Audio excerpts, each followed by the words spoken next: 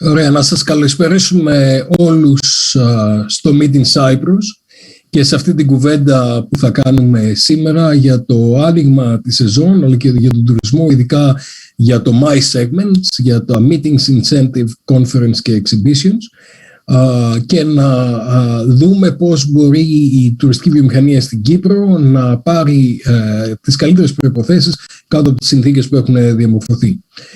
Το πάνελ, να σας καλωσορίσω, εγώ είμαι ο Δημήτριος Buhalis, είμαι καθηγητής στο Πανεπιστήμιο του Bournemouth στη Μεγάλη Βρετανία και είμαστε πολύ χαρούμενοι που έχουμε τον Υπουργό μαζί μας, τον κύριο Σάββα Περδίο, ο οποίος θα τον προσκαλέσουμε σε λίγο να κάνει μια αρχική τοποθέτηση, και τον φίλο τον Πάνο τον Ποδηματά, ο οποίος είναι ο Chief Executive Officer της Podimatas Group και είναι και πρόεδρος της ελληνικής εταιρείας, πώς τη λέμε, όχι αερομεταφορά. Ναι, προσπαθώ να το μεταφράσω ελληνικά. Και μάλιστα φέτος θα έχουμε και κυπριακή συμμετοχή το Σεπτέμβριο. Είμαστε πολύ περήφανοι γι' αυτό. Ωραία. Αλλά κυρίως είναι και Vice President της HAPCO και της Ευρωπαϊκής Επιτροπής των Συνεδρίων. Και της ΧΕΡΠΑ. Ωραία, ας καλωσορίσουμε τον Υπουργό. Είχα την ευκαιρία να συναντηθώ μαζί του λίγο πριν να αναλάβει, μόλις είχε αναλάβει τα καθήκοντά του, ήταν κανένα 2 χρόνια πριν, νομίζω 3, όταν ήμασταν στο Entry στην Κύπρο. Είναι πολύ μεγάλη μου χαρά να σας έχουμε μαζί, κύριε Υπουργέ. Κύριε Μπουχάλη, είναι τεράστια χαρά για εμένα και να είμαι μαζί σας, να γνωρίσω επίσης και για πρώτη φορά τον κύριο Ποδηματά, τον οποίο ναι γνωρίζω πρώτη φορά, αλλά έχω διαβάσει πάρα πολλά για αυτόν και είναι μεγάλη τιμή για εμένα να μάθω από ένα τέτοιον κύριο, όπως επίσης και από εσάς, κύριε Μπουχάλη, όσα έχουμε να συζητήσουμε σήμερα. Από ό,τι αντιλαμβάνομαι, η συζήτηση μας θα είναι στα αγγλικά, έτσι? I'm up to you. I strongly suggest it, so if we have any guest from abroad, that he will listen easily in English. That would be fantastic. So, yeah, just to say a big thank you to you for the invitation and for holding this event. It's great to be here with you. And I'll let Panos, Mr. Podimatas, give us his own introduction on who he is, what he does, and then I guess we can get straight to the point. Panos. Okay. Thank you, Mr. Minister, for the introduction and the very kind words. I'm Panos Podimatas. I'm the CEO of Podimatas Group, the chairman of the organizing committee of the Athens Flying Week. This September, we will be very proud, if the COVID permits, that we're going to have also some participations from Cypriot Air Forces. We're very proud of this. We worked on that the previous years. I'm also the vice president of HAPCO, the Greek organizers, and HERCA, which is the organizers of audiovisual companies. Family life, married with 2 kids. My passion is flying. I strongly suggest, especially for this period, that we need to find our hobby, our something that is going to make our mind clear, because we have to be power as leaders. If we are not okay, we cannot also give to our teams. So we need to work a little bit about the psychology of the teams. I strongly believe that in political beliefs we have to be with normal people, political parties. That means that the normality, it has to be all around us.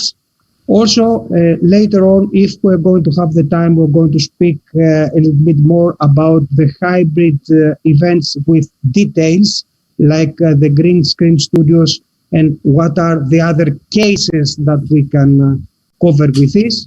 And also, we need to discuss in which way the hybrid events will influence the future of the meetings.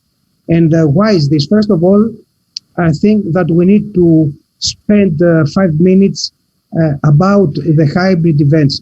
What is Panos, before we go into that, let's start from a little bit more generic kind of issues and talk to the minister about how he sees the opening of the tourism season this year and what his predictions are, and also to bring the European perspective, because I know that he's in collaboration with many other ministers around Europe in the openings and the issues with protocols and the issues with passports and all of those things that are in our mind.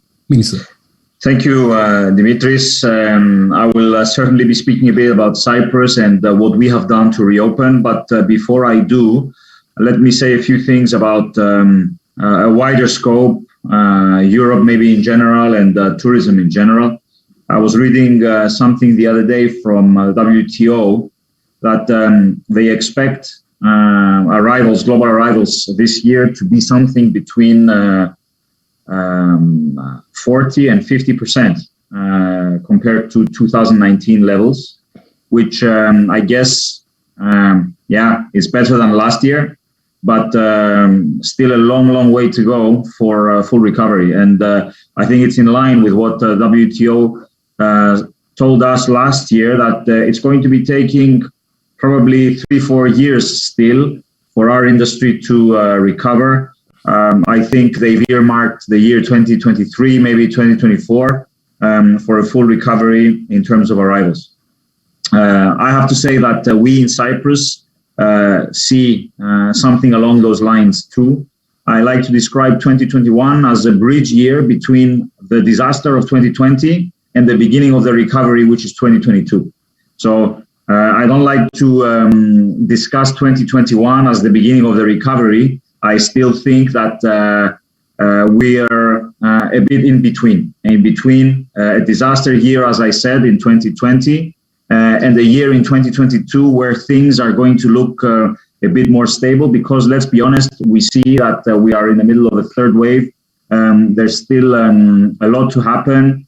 Progress of vaccines is basic at best. So this is going to be another year which is going to be challenging for all of us. We need to make sure that businesses remain alive.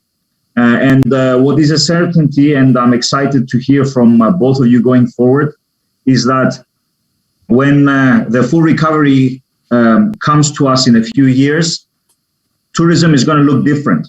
And one of the segments which is going to look completely different to the past is the segment that we're going to be discussing today. So I'm very excited to hear your feedback and your thoughts about that.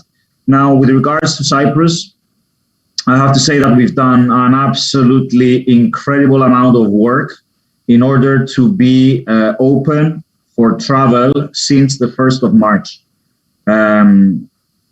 We are the first and one of the very, very few, I think, countries in the Mediterranean and also in Europe now that is open for tourism. We have opened to the EU on the 1st March, and we have opened to some additional markets outside the EU on 1st April. When I say open, I don't mean open with quarantines or things like this. We have guaranteed to around 60 source markets that they will be able to fly without stoppages in their flight schedules and without quarantines. So if you come from one of these 65 countries, you will never be forced into quarantine. You just need to have the tests which are related to the country category you come from. We have a traffic light system, green, orange, red. If you're coming from a green country, no tests are required. If you're coming from an orange country, you need a PCR test 72 hours before flying. And if you are coming from a red category country, you need a double test. That means a PCR test before flying and another one upon arrival. So this for us is really, really important. And I wish more countries would come out and support a system like this, because travel and tourism cannot continue or cannot even restart if we're talking about quarantines, if we're talking about shutting down countries from one day to the next. So we wanted to create this framework in order to create a safe sort of environment of stability for airlines, tour operators, and our partners abroad. Our industry is not a button that you press and all of a sudden it happens. It needs advanced planning. It needs advanced discussions.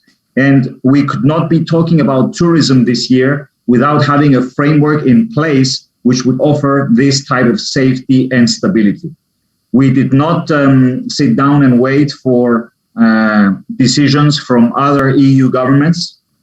We decided to go ahead, irrespective of what is going to happen in the end in terms of the vaccination certificate, in terms of the Green Pass. Those are fantastic ideas. When they arrive, we will bring them on board.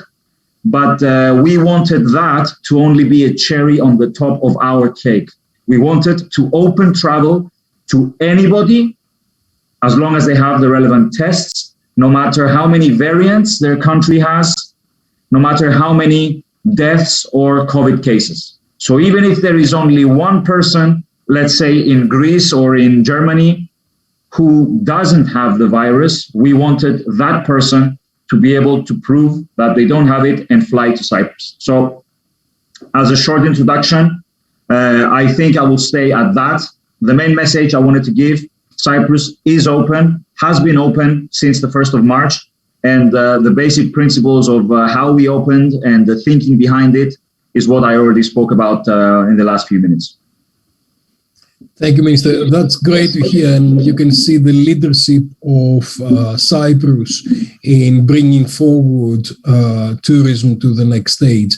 Of course, there are a lot of questions about risk and all the measures that you're taking in terms of your resilience, in terms of being able to actually dealing with all the eventualities. But Cyprus so far has been quite good in managing COVID, and we've seen that in a lot of your results. And we hope that you'll be able to manage all the situation and what's happening in the future. I guess everybody is desperate to develop tourism, and I know that many organizations, and particularly on islands that they are so much dependent on tourism, are very, very keen to develop tourism. Would you like to say a little bit of your risk planning and your and the things that support your decision? Because I know a lot of other ministers are listening to you, and a lot of other countries are listening to you, and they're thinking, should we go that way? And I bet that there are a lot of things on the background that help you develop those. Absolutely. Thank you, Dimitrios, for this question. You know, contrary to what many people think, this is not a move of desperation. Let me tell you that the contribution of tourism to Cyprus GDP indirectly and directly is around 20%. But despite the pandemic, we dropped last year by 5% only in GDP. So make no mistake, this is not about desperation. This is only about facilitating this industry, which needs facilitation to restart. And we used data to come where we are today. First of all, we had a similar system in place last year, and the positivity rate at the airport, meaning from locals coming back from holidays abroad, but also from visitors coming to Cyprus on holiday, was 0.13%, which is lower than the positivity rate at many countries in the EU right now. And the reason why we had such a low positivity rate was the fact that we were requesting a PCR test prior to flying. Most of the countries in the EU last year, they enabled travel without any tests. Fair enough, that was a decision. But we made testing compulsory since last year, and this gave us the opportunity to have data to take an extra step for this year. So our last year's decisions, which led to the strictest travel protocol in the EU, meant that we had a lot of data in place to go a step forward and do something a little bit more outgoing and customer-friendly this year round. So this is a very, very important statistic that was important for us, and maybe it's going to be useful for others too. Now, in terms of, that's the risk side. Obviously, some people will test positive when they are at the destination, when they arrive in Cyprus or a few days later. So we have taken out the risk of that by the destination protocols, which now is common practice. Everybody has them. Even if you are negative, even you have your test, etc., you still need to follow protocols like social distancing, mask wearing at the moment, etc.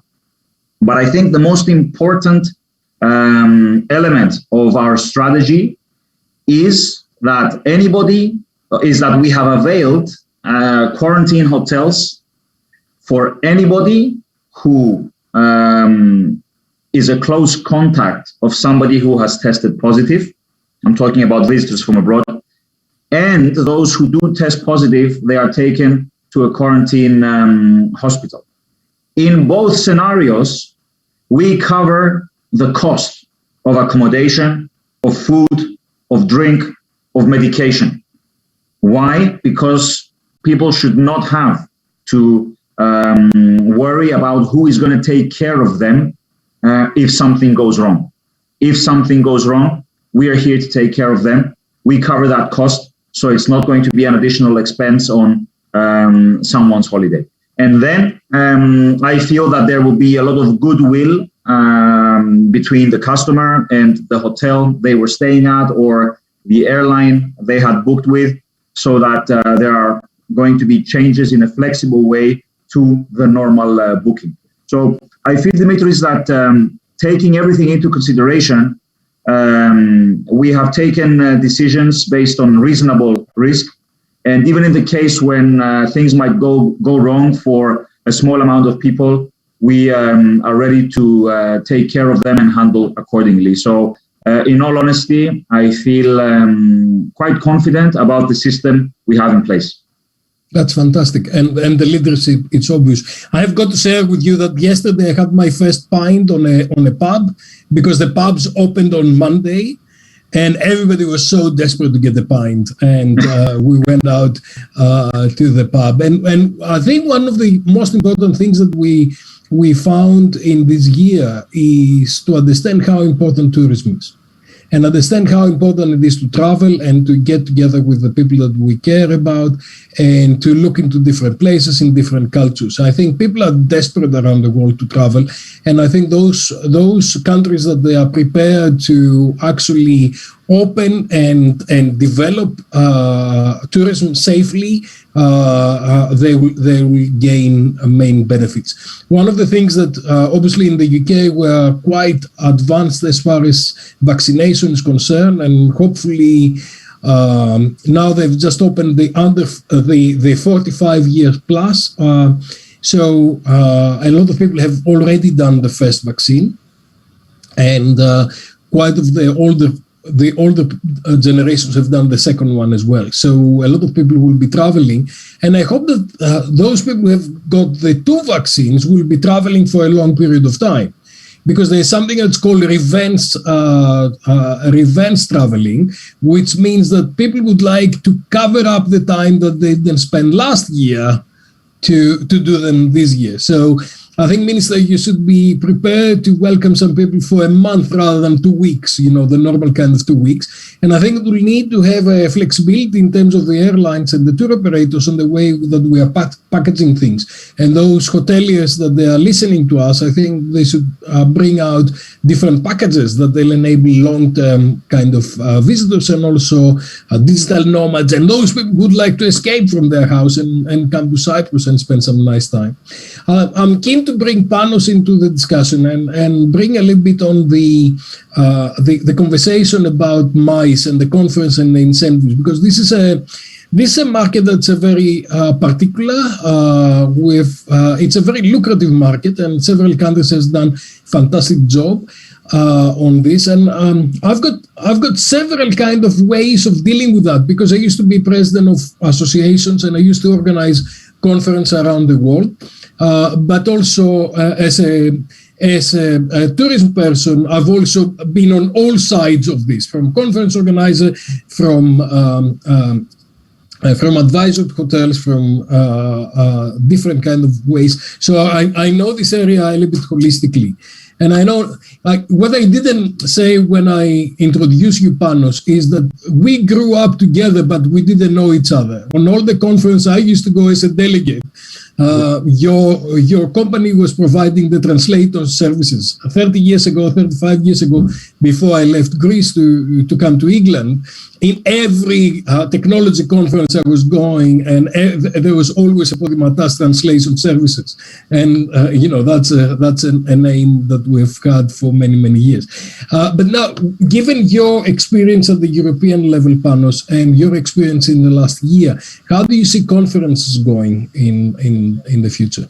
First of all, I will try to say that I try to cover some years of my age, but you just explore the reality. I have to mention that let's talk about mice. Mice, it's something that we need to discuss about the different part of the mice. Mice, it's the association events, number one. It's also the corporate events, and also are the governmental events and parts. So why we need to focus on marketing and the communication with the three different clients. Why?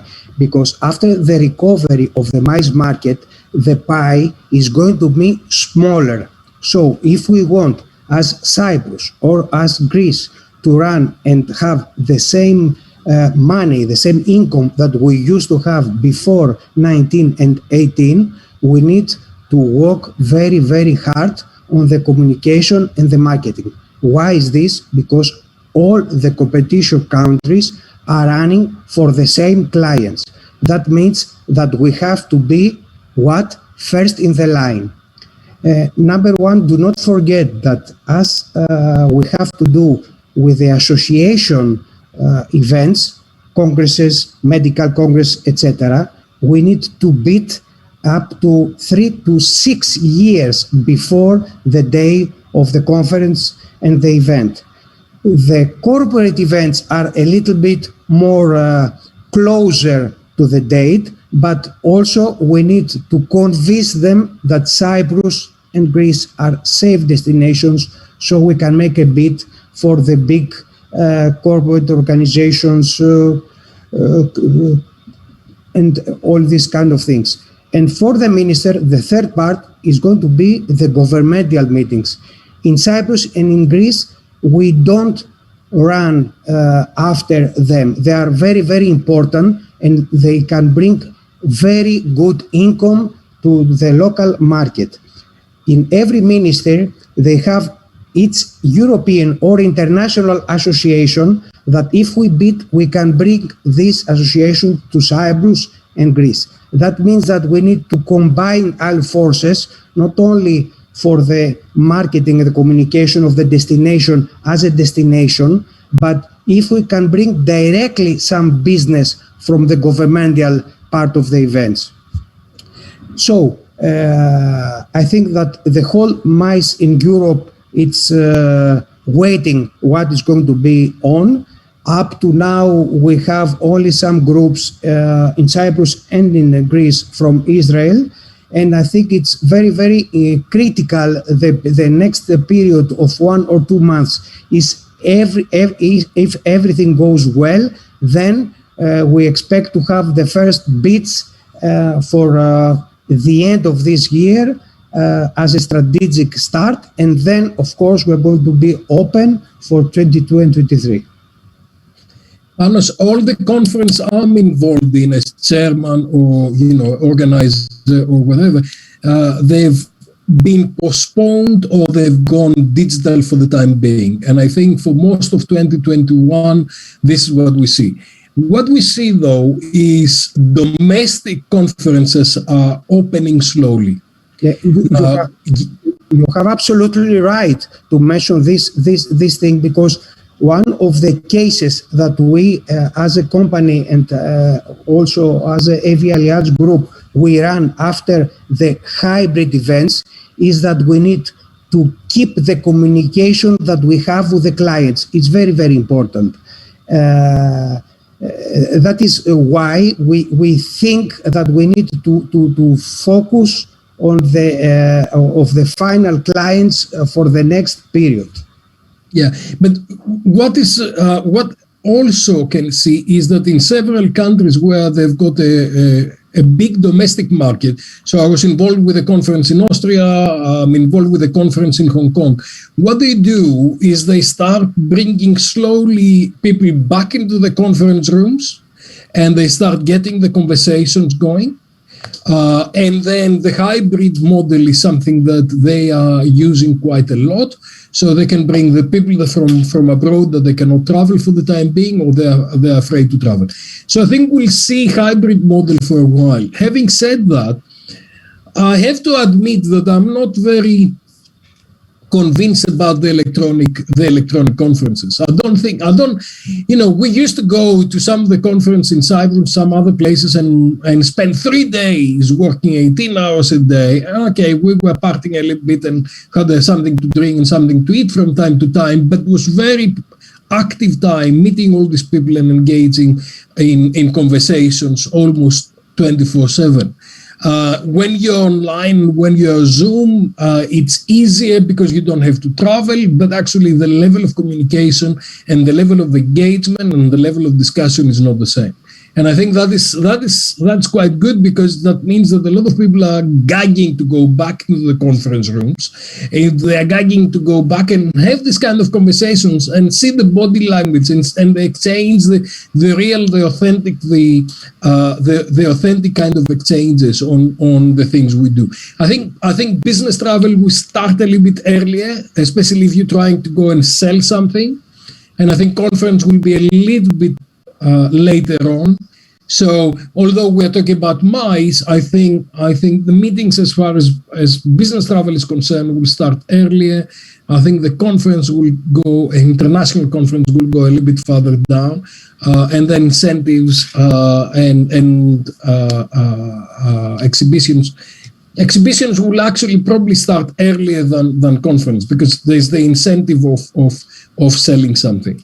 Is this what you see, Minister, from your discussion with the industry in Cyprus? That's a very good question, Dimitris. I do feel that the first segments to start is VFR, visiting friends and family. Business travel, you are right, is going to be up there. I think that, yes, there's a lot of people who want to go back to these in-person meetings. I feel that the MICE segment will need to be the most flexible of all the tourism segments, in order to, at least in the medium term, take a piece of the pie, like Panos said. So I absolutely agree with you that nothing can replace face-to-face contact, because, communication, what is the percentage? Is it? I think only 35% is what you talk about. The rest is your body language and how you move your eyes, how you connect with somebody. So that's science, and it's never going to change. So yes, you are right. At the same time, we are seeing also some changes right now. I think the hybrid model, it's not going to replace in-person meetings, but it does give, and this is a good thing, the possibility or the flexibility to somebody to take place in more events than they would otherwise be able to. So normally, those of us who are traveling for business, for an international expo or something like that, you were always able to do maximum, let's say, one per week, or one at the beginning of the week, one at the end of the week. Whereas now, you can still do that in person if you want, but still be able to participate in 2 or 3 other events, whether for networking or as a speaker during the same week. So actually, it will give us the opportunity to add a specific niche into what we already had. And also what I like about the hybrid model is that it gives event companies and specific events the opportunity to attract a lot of speakers that maybe otherwise they would not be able to attract. So if, let's say, in today's event, we wanted to have a speaker from the US, it would be very easy to do that, whereas otherwise, before the pandemic, we wouldn't even think that this would give value to the audience. We would think, okay, let's invite that person, and then that person, he or she, would need to travel from the US, spend a couple of days flying, a couple of days on the way back, and basically that's 4 out of 5-6 days a week, which is not productive at all.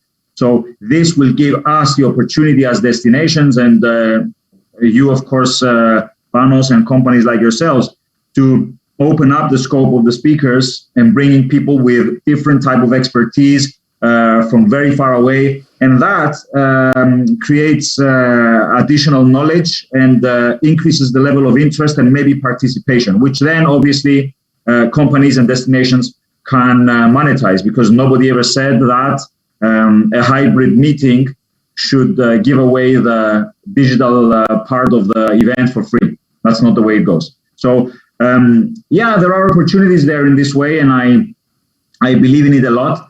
And also in the incentive segments, strictly speaking, maybe not something that has to do 100% with what we're talking about today, but I do see companies, especially companies that have allowed their staff to work from home, using this concept of a getaway in a particular destination, in a particular hotel, where staff from maybe around the world or different offices which have not had the opportunity to meet in person a lot over the last few months, that maybe now it's going to be an additional incentive for the whole team to travel somewhere in a sort of bubble with tests, with the relevant protocols and procedures, to do some business as usual meetings, but in a new type of environment, in a destination, maybe with their families, etc. So there are opportunities out there for sure. Absolutely. Before I go to Panos to talk about hybrid events, I'd like to, first of all, tell the audience that they can ask any questions they like, and we are more than happy to take questions and respond to them. Please do that in your system, and we're going to bring them here. And the second thing I want to tell you is that there's a keynote. I've managed to do 3 keynotes in a day. And that is, and once I've done 2 keynotes in parallel. In 2 different conferences, I was participating with 2 different computers, which this is kind of impossible to do in the past. That probably changes the way that we are doing things, and it's going to give opportunities, and it's going to give also some challenges. And I think those destinations who are prepared for those kind of, and those individuals actually who are prepared to operate in this kind of flexible environments, and you need agility. We are going away from planning and long-term kind of things. The long-term planning now is 1 or 2 weeks maximum, and we need agility, and we need to be able to do things in different ways. I think nobody has done more hybrid events than Panos, and actually he turned around his business model, and he has created a fantastic studio in Athens, where he's doing a whole range of different kind of events. And I'd like to take some of his expertise to see how he's doing this. First of all, Mr. Minister and Dimitrios, I want to say that hybrid events, it's not virtual events. Nobody likes the virtual events. We're boring about the Zooms, about all these kind of little windows that came in our lives. We want to have something different. It's very, very important. And also, the hybrid event is going to be a tool for the real events also. It's very, very important to focus that the target is going to be to bring everybody together, to have real meetings.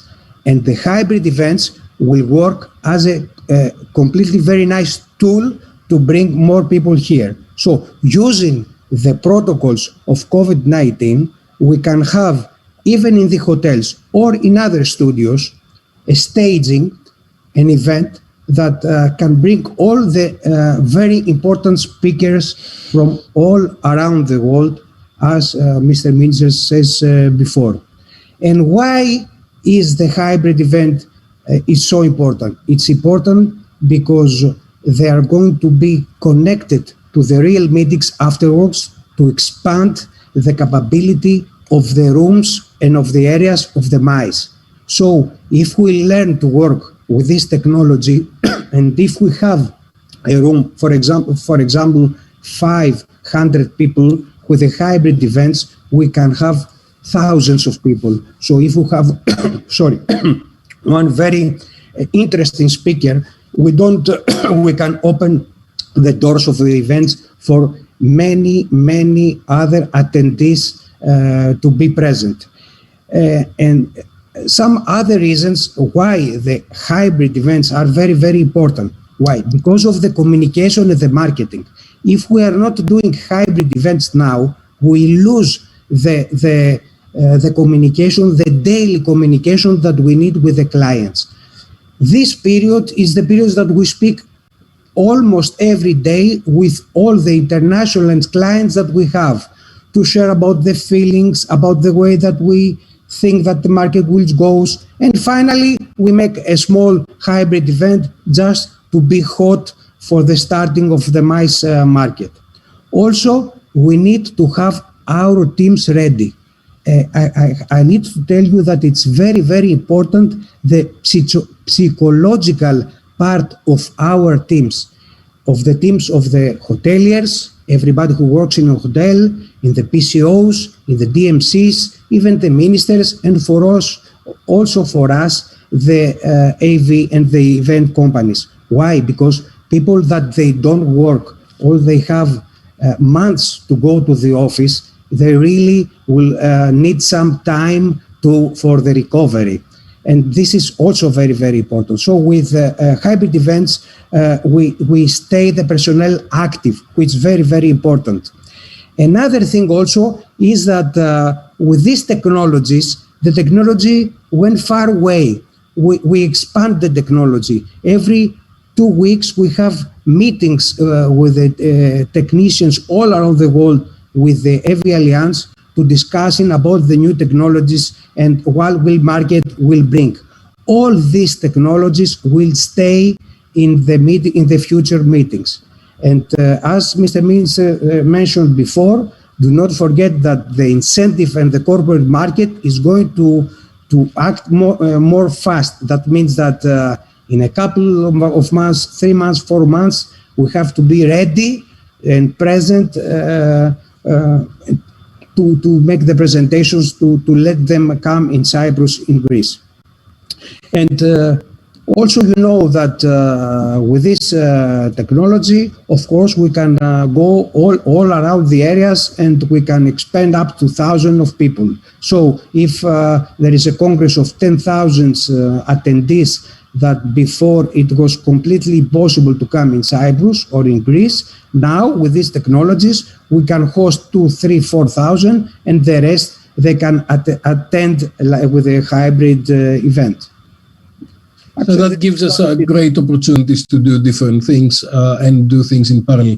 I had a question that came through my friends in Cyprus, and they said, look, okay, that's great, but what do we do? You know, I'm a hotelier and I would like to be able to bring the mice market back. And what comes in mind, some of my collaborators in Cyprus, you know, it's not a secret. I collaborate with Aliathon Resort, and I've worked with different organizations like Aphrodite Hills and different people in Cyprus where they've got fantastic facilities, and especially those organizations and hotels and services that they've got a lot of space will probably be the first ones that they're going to come back and recover some of the market, because they've got the space to actually do that with more distance.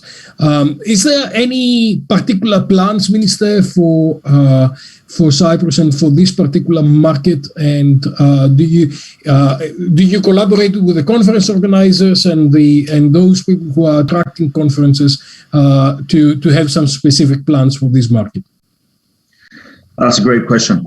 Well, Cyprus has a convention bureau, which is under the auspices and the support of the Deputy Ministry of Tourism. We have a lot of associations which are members of that. And to be honest, a lot of work has been put in over the last year to communicate better, to have everybody on the same page, to have everybody on board. And one of the things that the ministry has launched, we've launched a new incentive scheme for mice, especially for events. And this has always existed, but we have moved very quickly and in a flexible manner so that we include in there for the expenses that the ministry covers a hybrid version as well. So if you're having an event in Cyprus, and let's say up to the pre-COVID age, you were getting X amount, and now because of COVID, you will be able to get financial support additionally if you have a hybrid aspect to your event. So we have seen this trend, and we have made sure to include it and implement it in our incentive schemes, so that we can give this push going forward. Because, and to answer the question specifically to the hotelier you were mentioning, yes, there are still destination protocols in place. You cannot just take a space and ram it with people. So anyway, you will have a lower per square meter occupancy of that space compared to what you were used to in the past. So bearing that in mind, a good way to cover up for that revenue or make up for that revenue is maybe a hybrid version. So we incentivize that. We support it so that things can start rolling. Another thing that we have done, and it's actually coming out pretty soon, we are adding an element to several other of our incentive schemes, which concerns digital marketing. So we are aware, and it's obvious now, that marketing has gone mainstream in a digital sense. A lot of what happens digitally. And we will be supporting that aspect of events or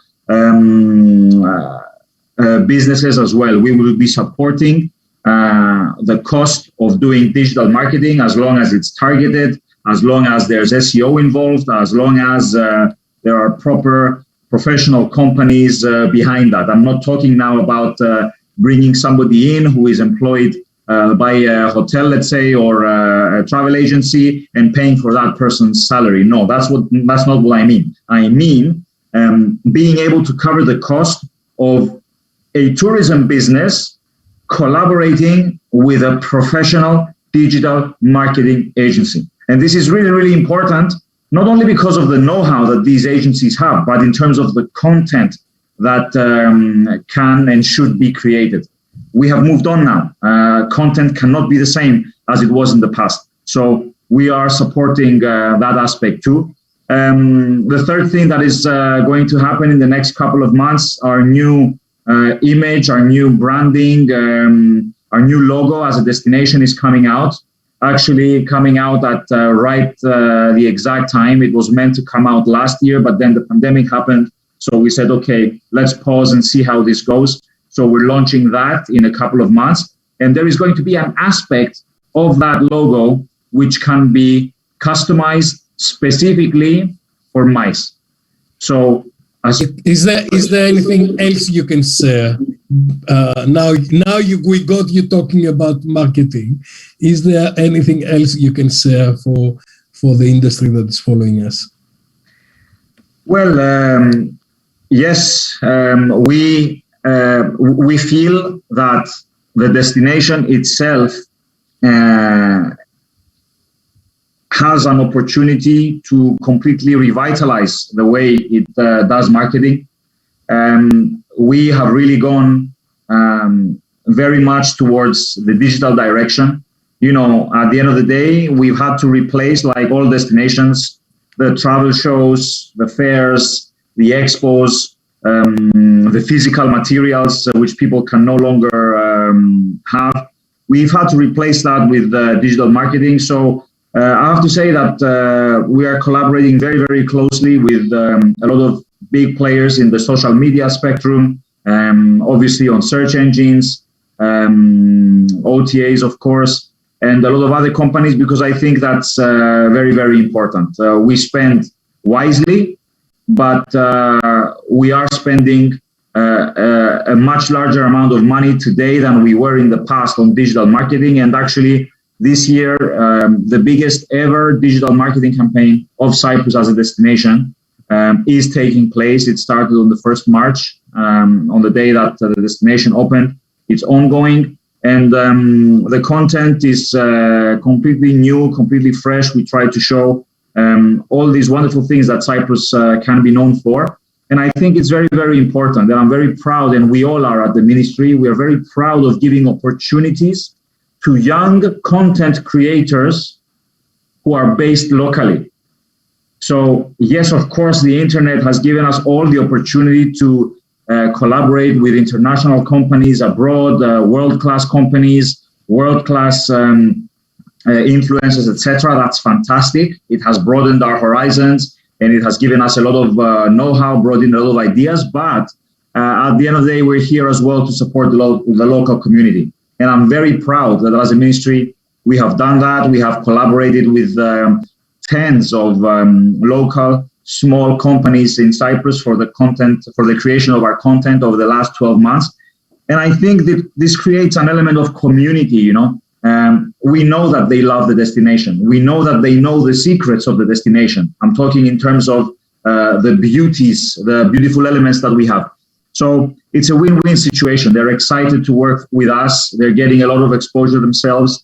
We, from our side, we get a lot of fresh ideas, a lot of excitement.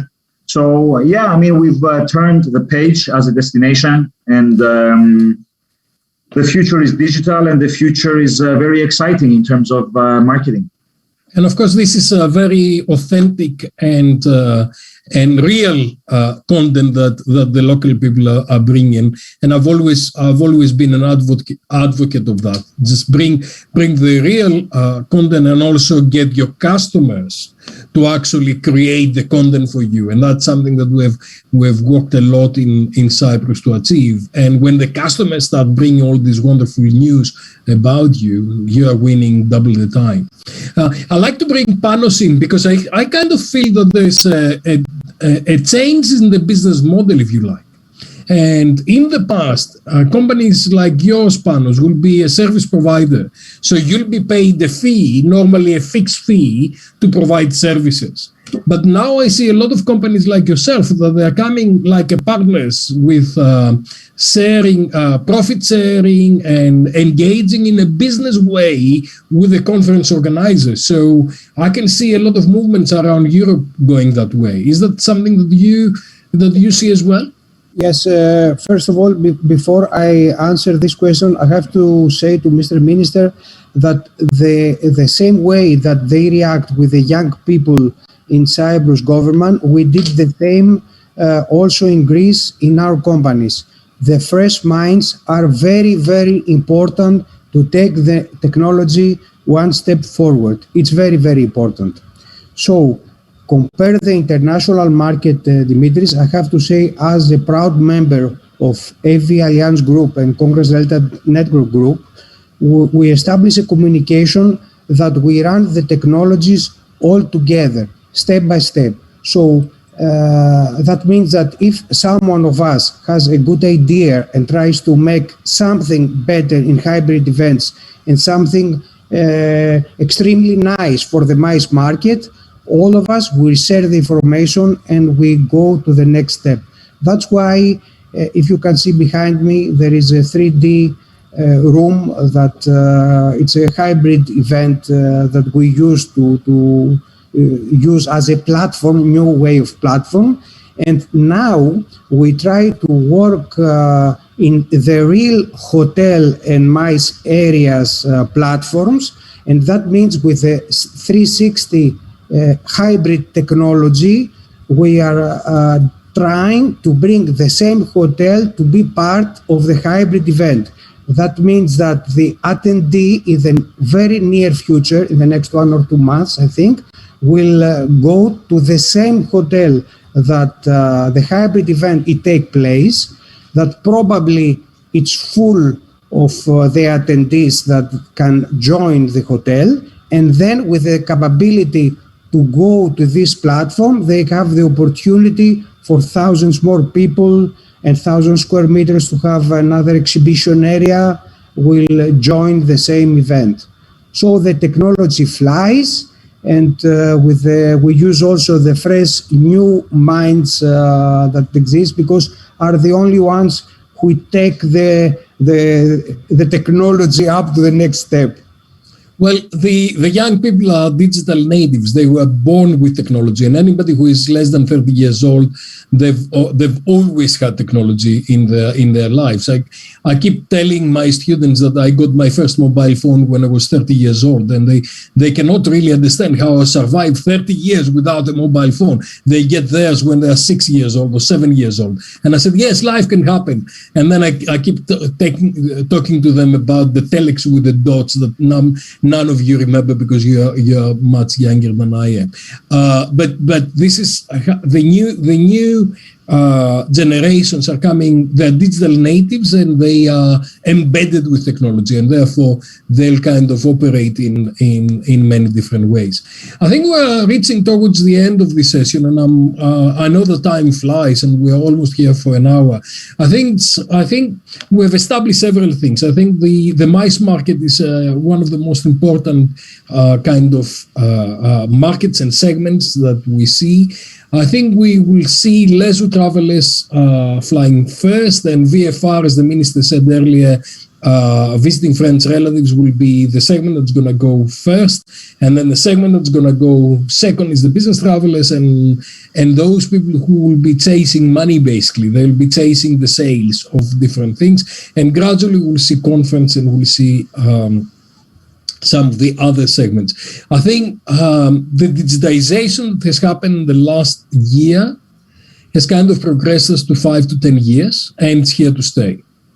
But equally, we found out that we really want the physical world to operate, and we really want the physical contact with people and to be able to travel and engage with different people and different kind of contexts in order to be much more effective. And I think, I really admire your leadership, Minister, because you're taking Cyprus fast forward in this race. And it's a race, really, that we need to kind of experience. And we see that all over the world. I hope that the situation with the vaccinations progresses in Europe faster. We see already the benefits in the UK of the vaccination. We see them in other countries as well. I'd like to give you a couple of minutes to kind of bring your final thoughts together before we finish. Minister? Dimitrios, thank you very much for your kind words. Before I say that, it has been a pleasure to be here with you and Panos and our guests, of course. My final comment is related to something you just said. Yes, as a ministry, we are moving, we're trying to move as fast as we can, not only to keep up. Keeping up is not enough for me. We need to be proactive. And especially the MICE segment has traveled forward 10 years. Tourism as a whole as well. But the MICE segment has traveled forward 10 years, and even though we are all under enormous pressure because of the pandemic, especially both at work and private lives, one of the positives of the pandemic is that it has given us the push that we all needed into the digital world. But now is the time to really invest in it. Now is the time to look forward. Yes, I understand that it's not the easiest thing for some people, for some companies, but it needs to be done. And still I see, even, almost a year and a half after this pandemic started, I see companies still being reluctant to take that step, still being reluctant to open up those new doors, still being reluctant to look at those new markets, those new special forms of tourism. We need to do it. Tourism is not going to be the same as it was before. Yes, maybe we will reach those numbers one day, but the mix, the clientele mix, the source market mix, the type of tourism, all of that is going to look different. So if anybody is expecting that we're going to wake up one day and everything is going to be the same as it was, it's not. So we all need to show flexibility, forward thought, and bravery. That, Dimitrios and Panos, is from me the final comment. Obviously, I'm staying to hear your final comments as well, but in case I don't get another chance to thank you, I thank you very, very much for your insight, for your open-mindedness. I thank our organizers today for this event, not only the panel, but everything that came before this and also tomorrow. And that's a great first step for Cyprus. This is the first time that we have arranged a digital event like this, especially in the MY segment. May we have many, many, many more. Thank you very much. Thank you very much, Minister. Panos, your final words? My final words has to do with all of us. I strongly believe that we have to be ready to be number one in the line. The next period is going to be a difficult period for the mice industry. That's why we need to do three things. Number one, communication with the clients, marketing of the destination all the time, every day. Marketing, it's something that we need to work every day. And after that, sales of the destinations, service of the services that we provide. And also, keep in mind, do not afraid of the technology, but use the technology as a tool to bring the market, the mice market in our destination. It's very, very important. If we don't do this, the other markets will do so. And it's very, very important to take as much as bigger piece of the pipe that is going to be smaller the first years. That means that we need to be ready all the time. This is number one. Number two, we need to prepare our teams, our groups. We have to be healthy, not only but also psychological healthy. The period is very difficult for the psychology of us. We have to be ready and good for the employees and the teams. If we are not good, they are not going to feel good also. So my last suggestion, prepare our teams, do the marketing, communication, and we're going to be the real winners of the next period of the mice after the COVID period. Thank you, Panos. Let me conclude by saying solidarity and humanity. You remember when COVID started last year, I started shouting, brace, brace, brace. I could see the danger. And I said, look, there are a lot of people under danger here. So we need to show solidarity and humanity. We need to stick together and we need to operate together. And there are a lot of people in our industry that are in extremely difficult situations.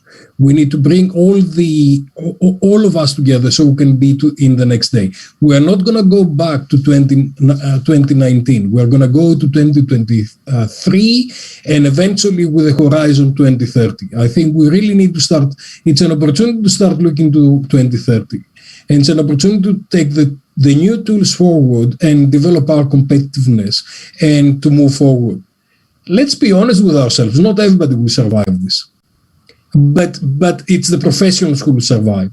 And I think we really need to give the opportunities to everybody to be able to survive and go forward. And we can do that through collaborations, through partnerships, what we call virtual organizations, concentrate on the things that we are very good at and leave other things to people that they are good at. I think it's critical to remind everybody that after the storm, there is rainbow. And Cyprus is not a stranger to difficult situations and crises. And over the years, you have demonstrated how you come out of the crisis much stronger. And I think that will be another opportunity to actually do that. Nobody has chosen to be in this crisis situation around the world. But now we are in there. I think with humanity and solidarity, we'll get out of there and we'll be stronger.